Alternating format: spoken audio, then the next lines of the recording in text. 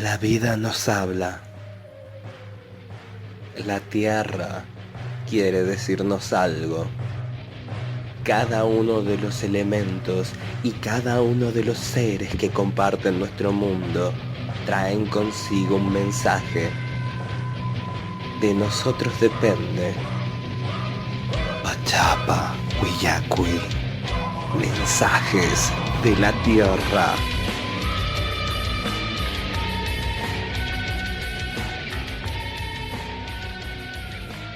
Capítulo 3. Diversidad cultural. Después de la llegada de Cristóbal Colón a la Via Sala en 1492, cientos de exploradores españoles emprendieron el reconocimiento de lo que para ellos era el nuevo continente. La incorporación de estos territorios a la corona española supuso la implementación de una conquista cruel y despiadada. El primer impacto fue el asombro, luego el miedo ante los cañones, arcabuces, mosquetes y la presencia del hombre blanco subido a un caballo. Los invasores aprovecharon el desconcierto y dominaron a las sociedades más desarrolladas de los pueblos originarios, que eran más populosas e imponentes que las existentes en Europa. Chocaron dos mundos desconocidos entre sí, con los más diversos estadios de desarrollo. La ventaja para los europeos fue conocer la pólvora, la brújula, el papel y la imprenta.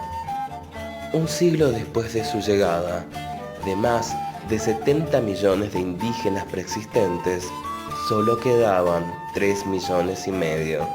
Primero fueron derrotados, luego privados de su cultura y creencias, sometidos al trabajo esclavo y las enfermedades importadas por los europeos, encontraron a sus organismos sin defensas para resistir los virus y bacterias. El descubrimiento de oro y plata en el continente desató un verdadero aluvión colonizador. Centenares de expediciones y millares de hombres fueron tras los pasos de fabulosas fortunas. Entre 1503 y 1660 salieron desde tierras americanas hacia España, según constancias documentadas en Sevilla y Madrid, alrededor de 200 toneladas de oro y 17,000 toneladas de plata. En pocos años, españoles, portugueses, británicos, holandeses y franceses se disputaron el gigantesco botín. La casi extinción de la población nativa generó otro genocidio, al propiciar el comercio de seres humanos, arrancando millones de africanos de su tierra natal para traerlos como nueva mano de obra esclava. Ingleses, holandeses y franceses se destacaron en ese negocio infame. Los cazaban como a animales en el África. Luego los cargaban en los barcos para atravesar el Atlántico. Su primer destino eran las Antillas, luego prácticamente todo el continente. La reconstrucción de los datos disponibles permite determinar que en no menos de un siglo se importaron unos 10 millones de nativos africanos. Según fuentes inglesas, esa estimación se duplica.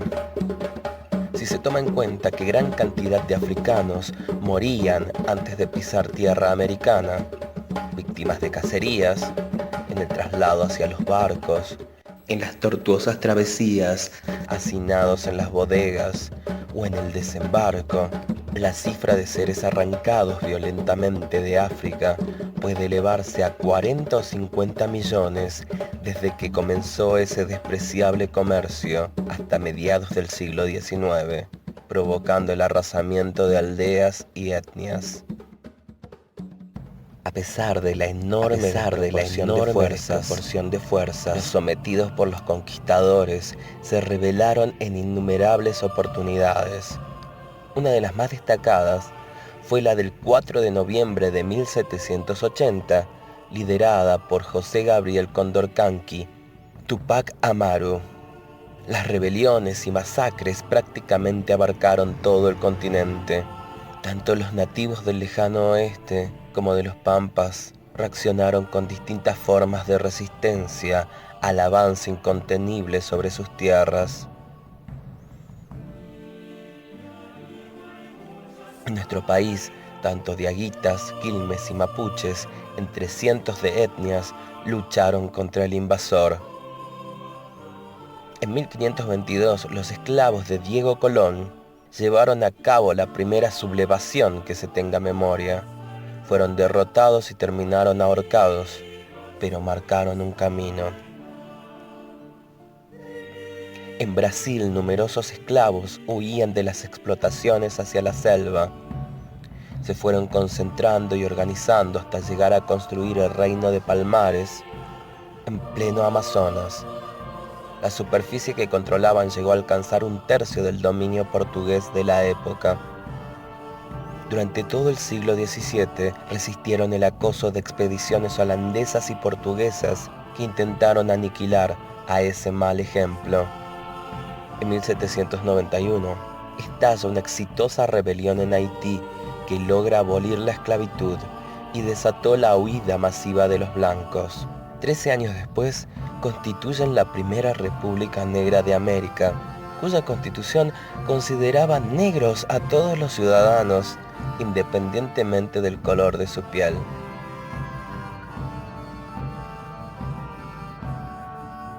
Las denominaciones con que se sigue conmemorando el aniversario de la llegada de Colón ponen de manifiesto el intento de disimular, encubrir y minimizar los crímenes cometidos.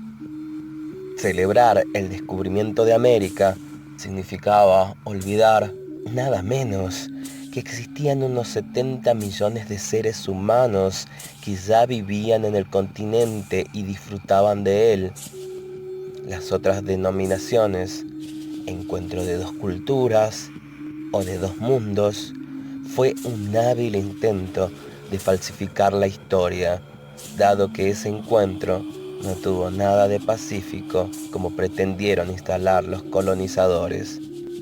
Muchos herederos de los que sufrieron en carne propia las atrocidades de los invasores europeos y el papel de la Iglesia aprovecharon la oportunidad del viaje de Juan Pablo II a Lima en 1984 para entregarle una carta firmada por el movimiento indio Collasuyo, el Partido Indio y el movimiento Tupac Katari de Bolivia y Perú. En uno de sus párrafos decía lo siguiente: hemos decidido aprovechar la visita del Papa para devolverle su Biblia, pues en 5 siglos no nos ha dado ni paz, ni amor, ni justicia. Por favor, llévese su Biblia y désela a nuestros opresores, cuyos corazones y cerebros necesitan más de sus preceptos morales. Recibimos la Biblia, que fue el arma ideológica del asalto colonialista, de espada española, que de día atacaba y mataba cuerpos indios, de noche se volvía cruz, que atacaba el alma india.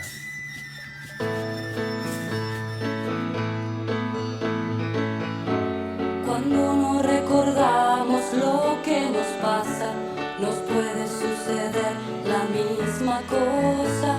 Son esas mismas cosas que nos marginan, nos matan la memoria, nos queman las ideas, nos quitan las palabras.